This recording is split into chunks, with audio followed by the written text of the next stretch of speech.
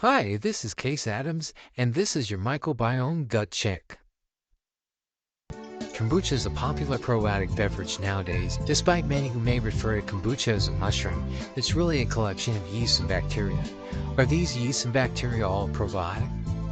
Depending upon the source of the kombucha, I and many others question whether or not kombucha is truly probiotic. A kombucha beverage produced by a reputable manufacturer who subjects their product to testing will likely be safe, but the question boils down to where the starter came from and how it has been handled. As this image illustrates, the kombucha mother will typically form at the top of the fermentation container, where its bacteria and yeasts are exposed to air. As we learned from past years' experiments, the air offers a range of different microbes depending upon the environment. What is that environment? In fact, many homemade kombucha brewers will ferment their concoctions in basements, garages, or other musty, moldy environments that can offer a range of different molds and unwelcome species of bacteria.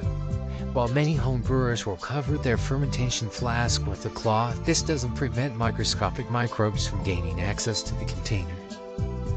Of course, the collection of microbes within the fermentation container will often prevent new microbes from colonizing due to territorialization. This is not assured, especially if the mother comes into contact with already formed colonies that may be present within containers or through handling. In this slide, the user is assuming hands do not have colonies of microbes present. Is this a safe assumption?